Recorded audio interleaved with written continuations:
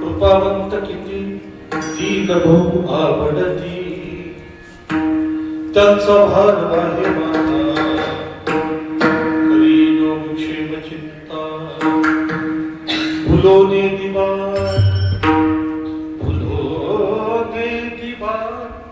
करी धरुनी धावी निट त्यांचा भार आहे माथा करी योग क्षेम चिंता तुका म्हणे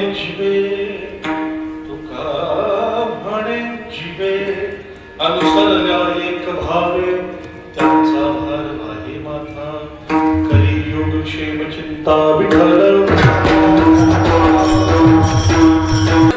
पूर्वीच्या काळी लोक कुटुंब जुने खटल्यासाठी एकत्र राहायचे. पूर्वी लोक कशी राहायचे एकत्र राहायचे. ते महिन्याभर लग्न गोंधळ करायचं पाच करा ज्याचं लग्न आहे ना घरात मग घरातली सगळी भावकी बसायची पत्रिका काय अक्षर असं एकत्र करायची महाराज आणि प्रत्येक माणूस सायकलीवर जायचा वेगवेगळ्या गावात पाठवायचे. मग तो प्रत्येक जण त्याचा सासरा त्याचं सासरवाडी मावशी काका आणि सगळे जण असं यायचे.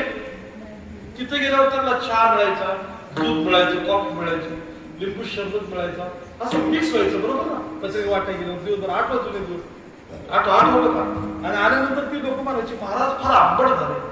तो शब्द आजच्या काळात ऐकायला मिळत नाही मिळतोय दादा. जगाची एवढी वैज्ञानिक क्रांती झाली एकाच सेकंदात एकाच वेळी एका जागी बसल्यानंतर ब्रॉडकास्ट केल्यानंतर लाखो लोकांना एकाच वेळी पत्रिका जाते ही क्रांती. तो आनंद मिक्सिंगचा काहीच राहिला नाही. देवाचं लग्न ठरलं जगाच्या मालकाचं. मग देवाने थोडं चिंतन केलं आमंत्रण पहिलं कुणाला द्यायचं मागच्या जन्माचा विचार केला, समुद्राने आपल्याला सहकार्य केलं होतं.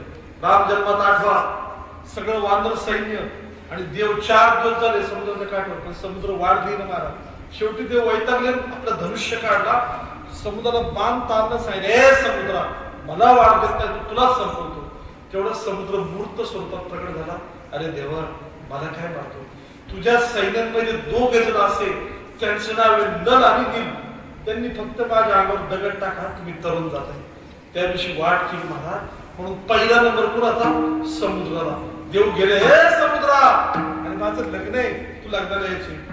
महाराज, ह्या जगात समुद्राला आमंत्रण देण्याची हिंमत कोणी केला असं तर जगाच्या मार्केट केलं. समुद्राचं अंतकरण भरके आणि ऊर भरून आलं. देवाने आपण आमंत्रण कच्च का पक्क? अरे पक्क समज, जगाचा मालक मला समुद्राला आमंत्रण दिलं. देवाच्या लग्नाचा दिवस उजाडला आहे का? कोण सिद्धांत? सगळ्या पाहुणा रावळाची लगबग सुरू झाली. समुद्राने आपली मूळ जागा सोडून दिली, निघाला देवाच्या लग्नाला. येताना तुमचं झाडं, नद्या, तुमच्या बिल्डिंगा, तुमची घरं काहीच ठेवलं नाही महाराज. मोकळं केलं, आकार माजवला. आणि ज्या पाहुणे यायला गाडी नव्हती का, त्यांना लय म्हणून आणलं. समुद्राने फार आकार माजवला, धरती मात्र कापली महाराज. लोक पळत आले, अरे देवा, तू समुद्राला आमंत्रण दिलंय, पण ते तुझ्या लग्नाचा मंडप तरी ठेवून का समुद्र? मला देवाने भाषण सोडलं, पळत गेला. ए समुद्रा, जागेवर थांब. देवा, तुझ्या लग्नाची बुंदी खाल्ल्याशिवाय मी जाणार नाही. काय करतोय तू? मला बुंद टोप तरी नाही का?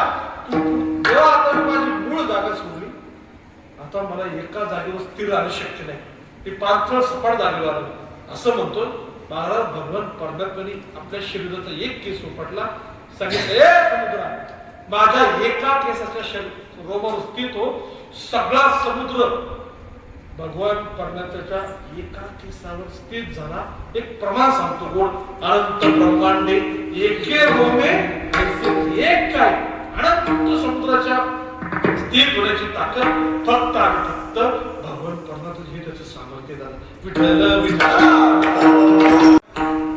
आपण देवाचं सामर्थ्य पाहिजे.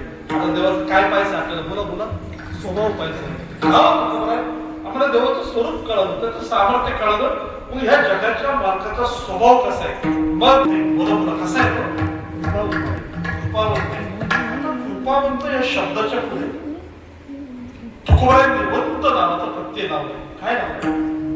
आणि मराठी बोली भाषेमध्ये दादा 2 प्रकारचे प्रत्यय येतात, एक वान आणि वंत.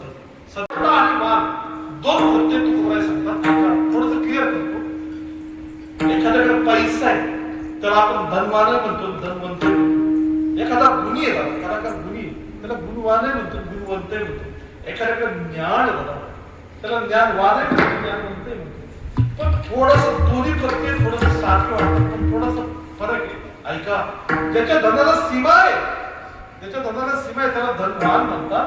पण ज्याच्या धनाला सीमाच नाही, त्याला धनवंत म्हणतात. ज्याच्या गुणाला सीमा आहे, त्याला गुणवान म्हणतात. ज्याच्या गुण अस्मित असे गुण आहे, त्याला गुणवंत म्हणतात. ज्याच्या ज्ञानाला सीमा आहे, त्याला ज्ञानवान म्हणतात. ज्याच्या ज्ञानाला सीमाच नाही झाला, त्याला ज्ञानवंत म्हणतात. एक गुरु वाक्य बोलतो, भगवान परमात्म्याच्या कृपेला सीमाच नाही झाला, म्हणून तो कसा आहे? तो कृपावंत आहे.